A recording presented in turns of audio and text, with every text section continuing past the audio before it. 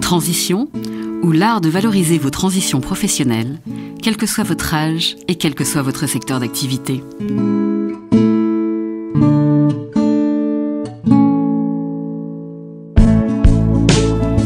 Amis auditeurs, bonjour.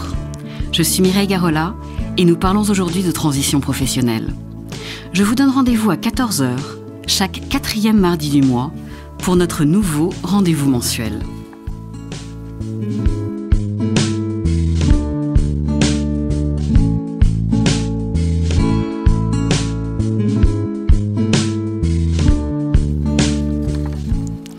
L'année dernière, j'ai eu pour objectif de vous faire partager la méthodologie de mon cabinet.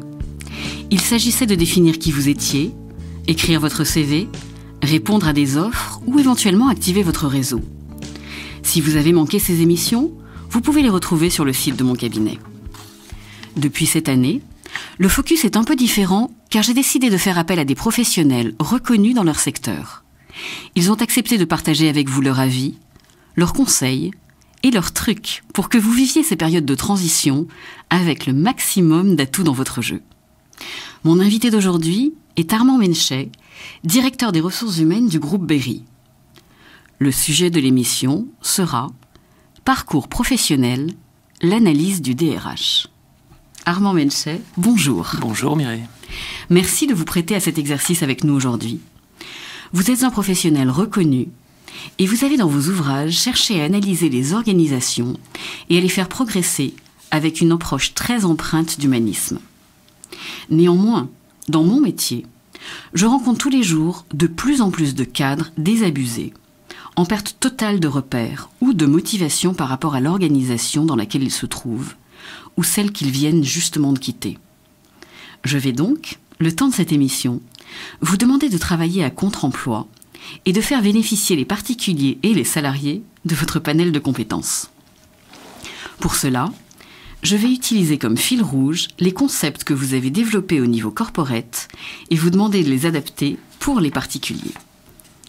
Les questions que je vous adresserai concerneront aussi bien les gens en poste que les personnes qui ont déjà quitté leur entreprise. Mais tout d'abord, je vais prendre un tout petit moment pour vous présenter auprès de nos auditeurs. Votre parcours professionnel tout d'abord. Vous êtes diplômé de l'IEP Bordeaux et de HEC et vous avez exercé votre carrière de praticien des ressources humaines, tout d'abord en tant que consultant, puis au sein de grandes entreprises telles que GDF Suez ou aujourd'hui le groupe Berry. Vous avez même, pendant un peu plus d'1 an, été membre du Conseil national de la NDRH. Pour ceux qui ne connaissent pas, il s'agit de l'Association nationale des directeurs des ressources humaines. En plus de vos activités, vous avez toujours pris le temps de réfléchir sur votre profession et sur la responsabilité qu'elle vous donnait vis-à-vis des hommes et des organisations. Vous avez ainsi publié Capital Compétences, Savoir se vendre pour réussir sa carrière, ce sur quoi je suis parfaitement d'accord sur le concept, Réussir sa période d'essai, quelque chose sur Emploi, carrière, accélération, mode d'emploi, et votre dernier livre, paru en 2012, s'intitule Management ou Manager à contre-courant. Une des raisons pour lesquelles je vous ai demandé de partager ce moment avec nous est qu'il m'a semblé, au cours de nos entretiens, qu'alors que vous étiez employé par des organisations très importantes, vous avez toujours cherché à mettre l'individu au centre de l'organisation. Ma première question sera donc très personnelle et consiste à vous demander pourquoi vous avez ressenti le besoin d'écrire. Si vous voulez, dans la gamme de la communication professionnelle, il y a le CV, il y a la présentation de soi, et je crois qu'aujourd'hui, il y a aussi la publication d'articles ou de livres. Donc pour moi, c'est juste une modalité de la communication professionnelle, c'est une forme de mise en médiation ou en publicité de ses idées, et être dans la fonction RH, c'est croire à un certain nombre de choses, et donc faire croire, c'est aussi vouloir amener les autres à partager un certain nombre d'idées, voilà. D'accord, merci beaucoup. Quelle est aujourd'hui, parce que je trouve que depuis 2009, on vit une période un petit peu compliquée, quelle est votre vision aujourd'hui des rapports employeurs-employés tel qu'on se trouve en 2012, 2013, 2014 et probablement 2015 et après? C'est une question difficile. Je dirais que c'est à la fois la rencontre de désirs personnels, de désirs collectifs. Une politique d'entreprise, c'est un désir collectif de réussir. Un désir individuel, c'est une envie de se réaliser. Et c'est à la fois le point de rencontre entre un désir personnel et un désir plus collectif.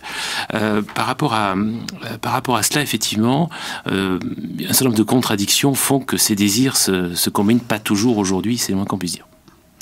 Quel est le rôle du DRH aujourd'hui et qu'est-ce qu'un salarié est en droit d'en attendre ou de ne pas en attendre? En tout cas, le DRH me semble avoir un rôle très important, c'est sa neutralité d'appréciation. C'est pas toujours facile parce qu'il dépend d'une direction, donc il doit forcément s'inscrire quand même dans cette politique et dans une direction en marche, mais il doit avoir suffisamment de distance pour avoir une neutralité d'appréciation des situations, surtout quand les salariés peuvent à des moments donnés être dans des situations de difficultés liées notamment à l'organisation dans laquelle ils se situent. Donc une vraie neutralité, donc une forme de recours, de médiation, mais aussi d'accélérateur de l'évolution parce que la marche de l'entreprise doit avancer. Donc c'est ce rôle à la fois de neutralité dans les situations présentes et d'anticipation dans les situations à engager. Est-ce qu'on peut dire que vous avez de temps en temps un rôle d'arbitre et parfois un rôle de conseil ? Oui, totalement. Totalement sur le d'arbitrage quand les situations sont des fois trop chaudes et ont besoin d'être analysées avec froideur et recul. Et puis de conseils, parce qu'on accompagne aussi les salariés que l'on recrute. On doit aussi les développer évidemment dans leur pour eux et pour le profit de l'organisation. Et puis de temps en temps, quand on a à leur dire des vérités, c'est en tout cas des choses pas forcément agréables. C'est aussi, ça fait partie du rôle de conseil. Donc voilà, c'est effectivement la notion de conseil est très importante. Ouais. J'ai une dernière question personnelle. Est-ce qu'il vous est arrivé d'avoir des décisions particulièrement difficiles à prendre? Et à ce moment-là, comment est-ce que vous le vivez et qu'est-ce que vous faites? J'essaie des fois de me dire quel est l'intérêt ultime quand il s'agit des personnes, puisqu'on travaille en RH évidemment avec l'humain, dire quel est l'intérêt ultime par rapport à une situation, et ça permet dans une situation qui a l'air des fois ou qui peut paraître compliquée, de dégager un peu de clarté. Voilà, donc c'est, je sais pas si je réponds tout à fait. Une grosse prise de recul, c'est ça que j'entends. Énormément de recul, voilà, pour se préserver aussi, parce qu'on peut être aussi embarqué des fois dans des émotions. C'était bien le sens de ma question. Importantes. Faut aussi penser à soi, il faut être un peu égoïste quand même. Mais effectivement, du recul et une liberté d'appréciation et une neutralité d'appréciation. C'est pas toujours facile parce qu'il y a des pressions. À la fois par rapport à la demande de l'individu et celle de l'organisation. Exactement, tout à fait. D'accord. Armand Menchet, je vous remercie. Je vous propose maintenant une pause musicale.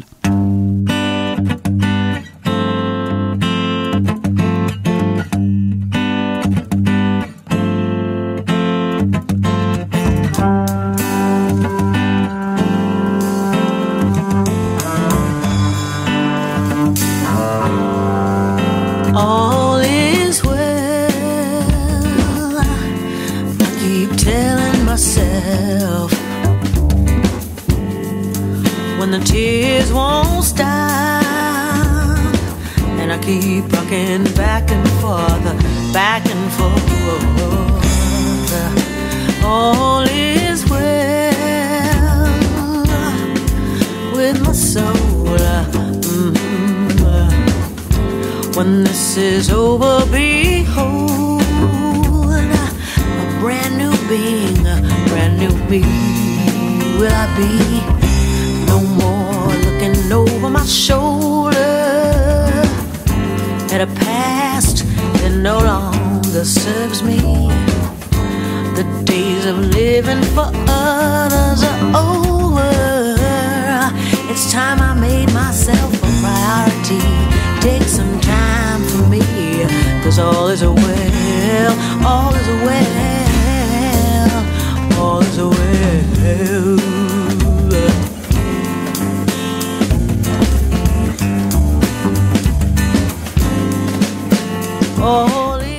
Je vous rappelle notre thème d'aujourd'hui, parcours professionnel, l'analyse du DRH.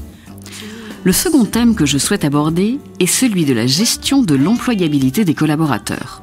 Vaste thème. Dans votre premier livre, Capital Compétences, vous réfléchissez sur le concept de la compétence d'une entreprise et votre analyse est qu'il s'agit d'un patrimoine fragile qui a en permanence besoin d'être mesuré, consolidé et enrichi. Est-ce qu'aujourd'hui la même démarche ne doit pas s'appliquer aux particuliers et aux salariés d'une entreprise et ne doivent-ils pas eux-mêmes prendre en main leur futur ? Oui, c'est effectivement totalement transposable. Si on peut prendre une image, c'est comme je dirais, un mur de peinture qui, avec le temps, peut effectivement être s'user, s'effriter. Donc c'est un peu pareil. Les compétences, ça doit effectivement se consolider. Il faut réfléchir à son actualité professionnelle, à ce qu'on a appris, et arriver à comparer également son niveau par rapport à des standards.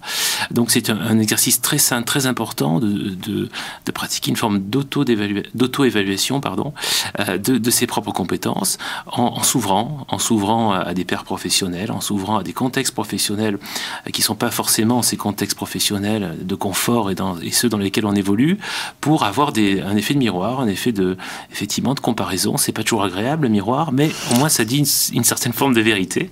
Donc il faut savoir le regarder, quoi. Voilà. Donc vous êtes en train de dire, salariés en poste, sortez, comparez-vous et regardez ce qui se passe ailleurs. C'est ça que j'entends dans vos interlignes. Parce que on n'est jamais aussi clairvoyant sur soi-même que dans le regard de l'autre.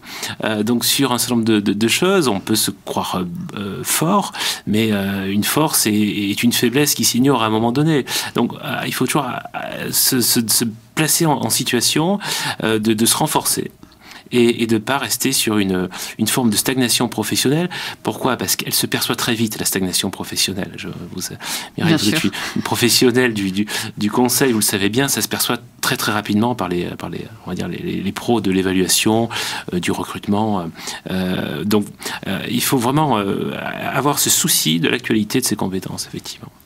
Quelle est la part qui doit être laissée à l'entreprise ? Quelle est la part qui doit être laissée aux salariés ? Et comment est-ce que les deux peuvent jouer de façon à danser ensemble plutôt que de s'opposer ou d'attendre tout l'un de l'autre ? C'est un vaste débat tel que je le vois assez souvent arriver dans mon cabinet par des gens qui me disent « J'attendais tout de mon entreprise, elle n'a rien fait » ou « Les formations qu'on me donne ne me servent à rien ». Il me semble être dans un débat qui est compliqué aujourd'hui pour le salarié. Oui, c'est pas facile parce que il peut y avoir deux tentations. Une tentation opportuniste du salarié de profiter de formation pour son compte, pour son actualité ou pour changer de poste et changer de structure demain. Donc l'entreprise peut être des fois réticente à ouvrir la porte, à ouvrir au div d'aujourd'hui, ou voilà. Et de l'autre côté, évidemment, l'organisation elle est opportuniste. Si elle a besoin de compétences à un certain niveau à un moment donné, elle n'a pas d'intérêt à ce que ces compétences grandissent plus que ça si c'est pour faire autre chose. Donc c'est un jeu d'opportunisme mais il faut savoir être patient, je pense, pour les salariés et attendre le bon moment, la fenêtre d'ouverture, et donc se préparer quelque part et pas faire preuve de trop de résistance et pas trop s'user, essayer de se ménager également. Danser plutôt que voilà, opposer. Exactement, plutôt que se recroqueviller ou se mettre un peu ou faire preuve de trop d'émotion. Voilà, exactement, et se dire bon, c'est peut-être pas le moment, c'est pas grave, on peut laisser passer 2-3 mois. Le contexte change, vous savez, la météo change beaucoup dans les organisations aujourd'hui. Ouais. Énormément. Donc voilà, il faut jouer avec la météo, quoi. Ah, ça c'est un joli concept. Donc soyez opportuniste, jouez avec la météo et ne mettez pas trop d'émotion si l'entreprise ne vous donne pas aujourd'hui ce que vous considériez comme quelque chose de légitime. Voilà, je pense que c'est un conseil intéressant. Dans votre livre, vous définissez des compétences qui m'ont beaucoup intéressée et que j'aimerais transposer pour l'individu. Alors j'ai essayé de les transposer, arrêtez-moi si j'ai fait des bêtises, parce que c'était quand même votre ouvrage. Comment définiriez-vous les notions de compétences individuelles, compétences collectives que j'ai transposées de la façon de dire, qui consiste à dire le salarié et son écosystème personnel et professionnel, et la compétence d'interface avec les différentes parties prenantes avec lesquelles ils interagissent. Alors pour faire simple, la compétence individuelle, c'est le comportement. Et je pense que le comportement n'a jamais été aussi important aujourd'hui dans l'organisation, parce qu'il y a effectivement un besoin d'avoir des personnes qui comprennent sans qu'on leur dise un certain nombre de codes de fonctionnement. Donc le comportement est essentiel. Et puis c'est la valeur d'apport métier. Voilà. Globalement, pour moi, la compétence individuelle, c'est ça. Et mais donc, vous mettez d'abord le comportement. Oui, parce que l'apport métier, quelque part, vous arrivez à un certain... Bon, il ne faut pas partir de zéro, hein, c'est toujours, il y a toujours quiconque d'entre nous avons des bases. Mais si vous êtes embêté sur un sujet technique, vous avez des conseils, vous avez une possibilité de faire appel à un consultant ou à un service technique expert dans votre entreprise quand vous avez un problème. Donc voilà, le comportement et je dirais l'habileté relationnelle, le savoir-être et la valeur d'apport métier. Les compétences collectives, c'est simplement la coopération, c'est travailler avec d'autres. Voilà, après, et travailler avec d'autres, ça veut dire avec d'autres personnes, avec d'autres services, avec d'autres fonctions que la sienne, et comprendre les enjeux des fonctions des autres pour mettre tout ça pour en faire une bonne mayonnaise, quoi. Donc j'entends que la personne telle qu'on me la définissait il y a 20 ans ou il y a 30 ans quand j'ai commencé à travailler, qui consistait à dire vous obéissez à votre chef et quand vous avez des subordonnés, vous passez le message, ce type de manager-là est mort. En tout cas, il crée plus, comme on dit, la valeur qu'on attend aujourd'hui. C'est-à-dire les interactions dans les organisations, le fait que les fonctions s'entrecroisent. Aujourd'hui, moi, je suis dans la fonction RH, mais par rapport à la fonction financière, il y a des interpénétrations de plus en plus fortes. Par rapport y compris des fonctions dans le support à d'autres fonctions que sont le commercial ou la relation client, on a besoin de comprendre le souci et les problématiques d'autres fonctions. Donc, effectivement, il faut décloisonner un peu cette vision-là et arriver à combiner les compétences de tout ce petit monde, quoi.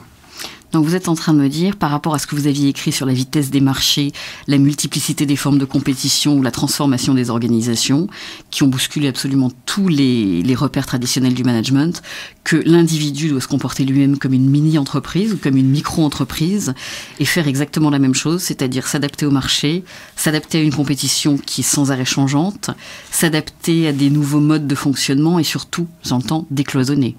Décloisonner, fonctionner en circuit plus court, plus efficace, faire confiance aussi à ses interlocuteurs et faire preuve d'une grande écoute, en tout cas, à la fois de l'environnement interne et puis de l'environnement extérieur de sa société.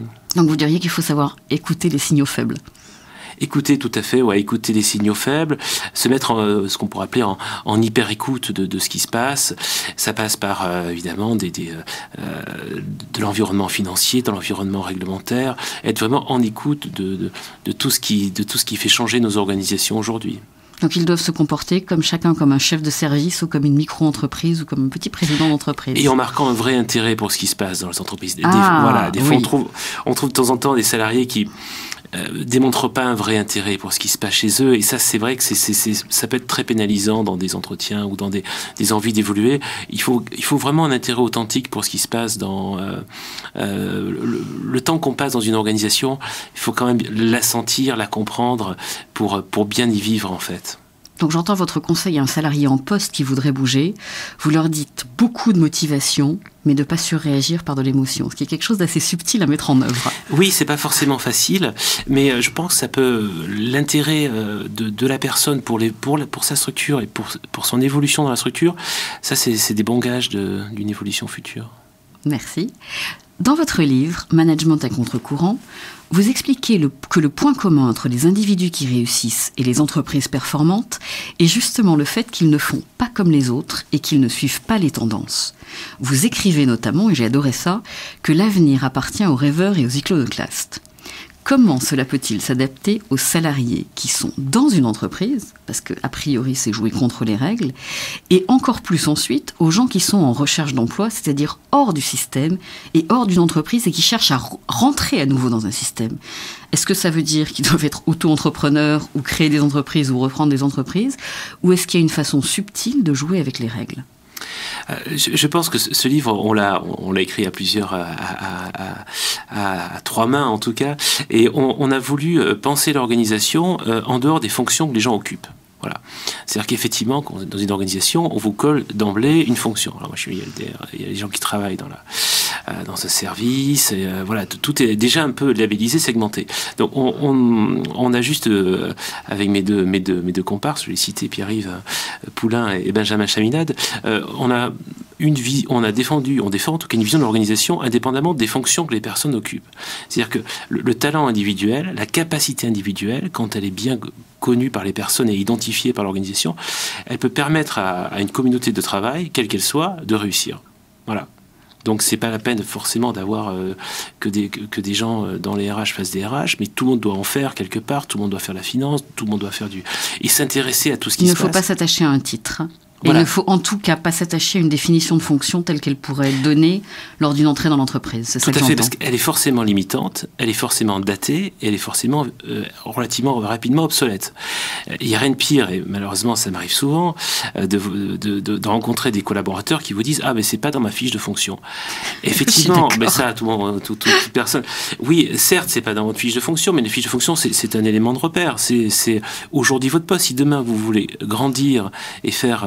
étoffer et enrichir votre poste, il faudra un peu sortir de ça et passer de la fiche de fonction à la proposition de fonction.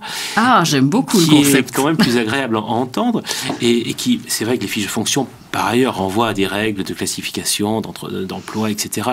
Elles sont pas non plus à éliminer, c'est pas ce que je veux dire, mais il faut arriver quand même à mettre un peu de flexibilité dans des systèmes qui très vite se bureaucratisent et deviennent quand même assez désespérants à la fois pour les employeurs et aussi pour les salariés, parce qu'ils peuvent aussi en être tout à fait malheureux et en tout cas avec une utilisation de leurs compétences pas du tout optimale, quoi. Donc j'entends qu'en tant que DRH, vous êtes prêt à écouter quelqu'un qui arriverait avec une proposition de fonction ou une proposition d'emploi. Oui, et je lui dirais, est-ce que si c'est le contexte de le faire, on y va. Si c'est pas le contexte, gardez cette idée, gardez votre envie, et puis dès que le contexte, la météo, comme on disait tout à l'heure, va le permettre, ça sera le moment. Très joli message d'espoir.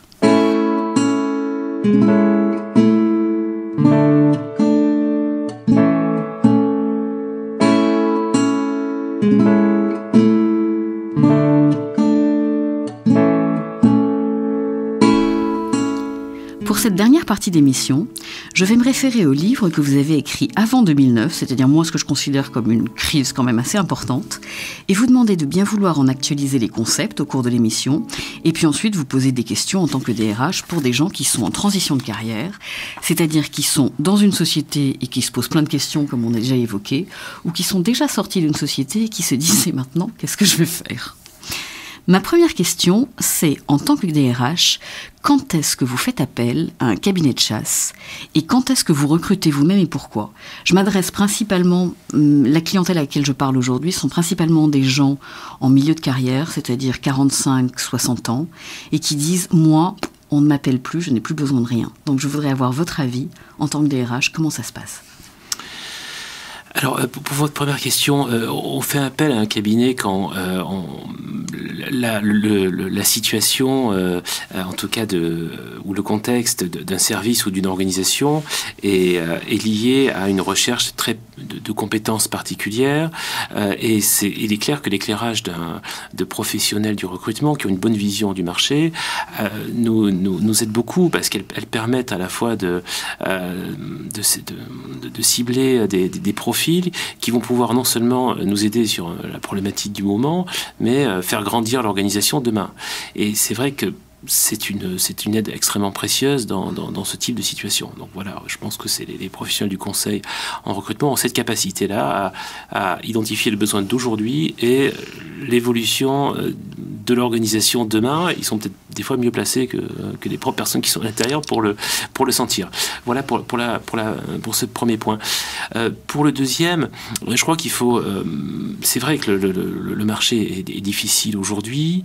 Il faut s'appuyer sur effectivement les conseils en recrutement. Il faut les écouter quand on est en recherche d'emploi. Il faut écouter leurs conseils. Il ne faut pas faire preuve d'un excès, ni d'assurance, ni de sous-assurance, parce que chaque personne a sa valeur propre. Tout parcours professionnel est intéressant. Il est le fruit d'un développement personnel et professionnel. Il faut vraiment savoir écouter, remettre aussi peut-être en question des références qui sont peut-être un peu trop marquantes et s'ouvrir en tout cas au conseil. Voilà, et garder une bonne dynamique d'apport et une vraie envie d'apport, une envie d'apporter. Même quand les conseils sont négatifs et disent par exemple vous avez un parcours peu lisible, etc., il y a toujours quelque chose à en retirer. Oui, parce que c'est un peu comme dans une forêt. Hein. Une forêt peut cacher des petits, pas des oasis, mais en tout cas des petits arbustes tout à fait riches de pas mal de fruits. Donc il faut aussi faire ce travail de un peu d'élagage. Quand le temps passe, on n'a pas toujours le temps. C'est aussi un moment privilégié pour remettre tout ça au clair. Se vendre pour réussir sa carrière, titre d'un de vos ouvrages, quel serait votre meilleur conseil pour nos auditeurs ? C'est arriver à bien se connaître, bien connaître un peu ses caractéristiques professionnelles principales. Voilà. Au-delà des fonctions, je pense qu'il faut arrêter de trop raisonner fonction, surtout quand on a, même si la fonction est un élément important, mais arriver à dégager ses caractéristiques principales, indépendamment des fonctions qu'on a pu accomplir, et puis comprendre les 2-3 choses qui feraient que sur lesquelles se porte votre valeur maximale. Travailler complètement sur ses atouts et laisser tomber ses points faibles. Voilà, mettre en lumière ses forces et quelque part ses points de plaisir, hein, parce qu'on est bon que ce en quoi on a du plaisir à accomplir. Donc chercher ce qu'un chercheur d'emploi a tendance à oublier. Voilà, de pas laisser le plaisir sur le bas côté, ça me semble tout à fait même clé, quoi. C'est un élément d'avancée important. Mes clients se posent toujours une question, et je vais vous la poser donc en direct. Quel est aujourd'hui le rôle d'un DRH lors d'un process de recrutement ? Est-ce qu'il est une force de proposition ou est-ce qu'il représente le pouvoir de dire non ? Alors, pour ma part, hein, dans ma pratique, je peux dire non de temps en temps quand ou pousser pour une candidature en fonction des signaux que je perçois. En fait, moi, je perçois des signaux et mon rôle, c'est de se dire les signaux que je perçois là, ils vont peut-être donner des résultats probants et tout à fait prolifiques demain, ou au contraire, ils peuvent annoncer des orages à venir, quoi. Et dans ce contexte-là, j'ai un rôle de signalement. Voilà. D'accord. Mais les cas où on dit non sont rares, les cas où on dit oui tout de suite sont rares aussi. Voilà, on apprécie, c'est l'impression de signaux que renvoient les personnes. Donc le DRH d'une organisation telle que vous le vivez en recrutement, c'est le détecteur des signaux faibles. Oui, sur l'individu. Oui, et puis il y a aussi quand même une responsabilité à se dire si vraiment là aussi la personne va s'insérer et si c'est le bon moment pour elle de rentrer et d'intégrer notre structure aussi. Voilà. Armand Menchet, je vous remercie. Amis auditeurs, je vous retrouverai toujours avec le même plaisir le mois prochain. En attendant, bonne analyse et à bientôt.